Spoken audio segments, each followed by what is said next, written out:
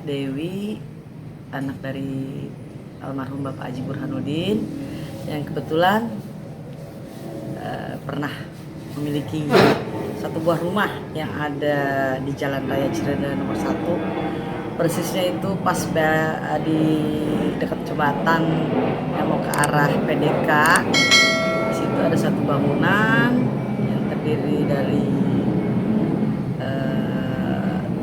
bangunan udah sekarang sih udah dibilang tua ya, belum tua-tua ya. Ya itu bangunnya sekitar tahun 92. Yang sekarang dijulukin rumah bingung sama warga ya. Oh iya. Mungkin. Boleh, iya, boleh sempat deh, dengar. dijelasin deh, Mbak. Kenapa sih kok tiba-tiba jadi rumah bingung dijulukinnya? Ada sejarahnya ya? Sejarahnya sih mungkin kayaknya nggak ada sejarah ya kalau buat saya. Cuma yang pasti itu peninggalan almarhum bapak saya yang ada di sana itu dulu waktu kita masih sekolah SMP SMA tuh di sana. Jadi memang udah agak lama ya kita tinggalkan. Sekarang kita kembali lagi yang ke tempat asal di sini. Itu sempat terbengkalai. Artinya memang kita cuma tiga orang anak ya. Jadi memang masing-masing udah ada rumahnya. Tuh jadi itu rumah kegedean buat kita gitu kan. Akhirnya orang tua juga nggak enak kalau anak-anaknya nggak ngumpul, makanya ngumpul lagi di sini. Rumah yang sama juga, bangunannya persis sama. Yang sekarang saya tempatin ini.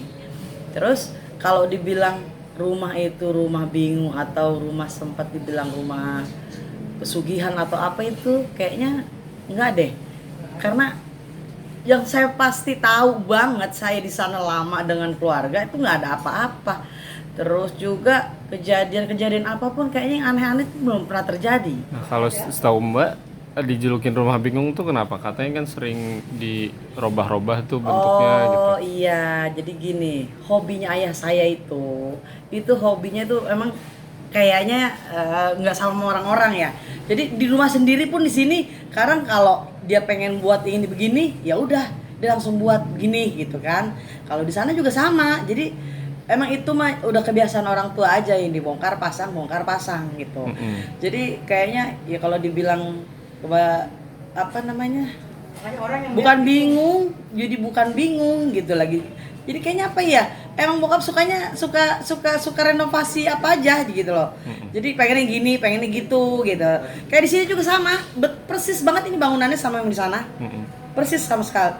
Persis banget. Jadi usaha. Harapannya apa sih Mbak setelah sekarang udah ditempatin itu rumah itu kan? Harapannya apa ke depan? Jadi lebih lurus kali ya cerita-cerita soal rumahnya iya. gitu.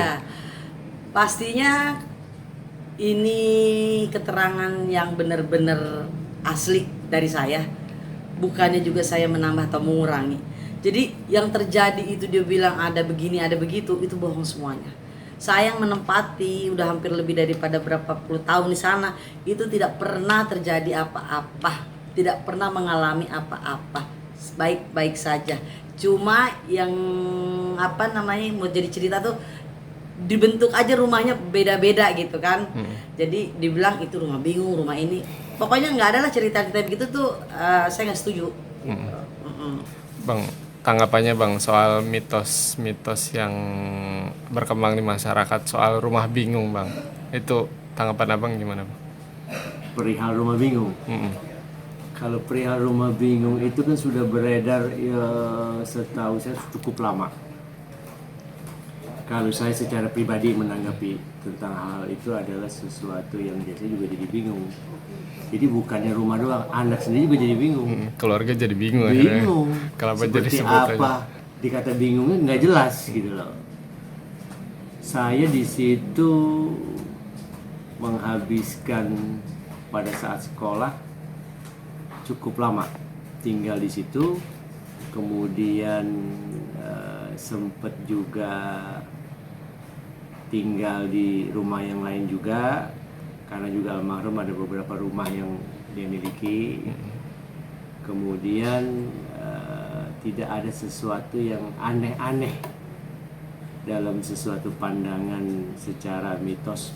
Dia bilang kata tempat pesugihan, ada tempat yang lain-lain lah yang secara banyak orang melihat yang coba menelusuri di situ, artinya para paranormal ya, yang pernah membuat sesuatu acara, konten. Saya maklumin perihal itu, cuma kalau menjadi sesuatu jangan jadi sesuatu polemik yang berkembang, yang sehingga jadi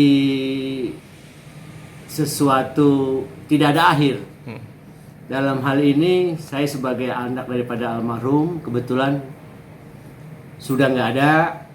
Saya berharap konten ini, keterangan saya ini cukup meluruskan daripada sesuatu polemik-polemik yang ada di luar. Satu gini, beliau itu perlu saya sampaikan, beliau adalah seorang tokoh agamais. Kedua, pernah berkiprah juga di dalam politik sebagai ketua partai Kota Ranting DKI Jakarta Selatan.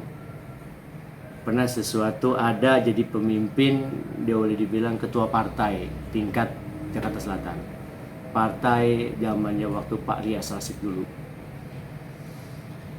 Itu partai PDK. Ya saya rasa gak ada lagi ya. Ya usaha dagang. Kemudian main juga properti. Kemudian beliau orangnya yang memang selalu punya keinginannya banyak, selalu ingin merubah sesuatu yang ada pembaharuan.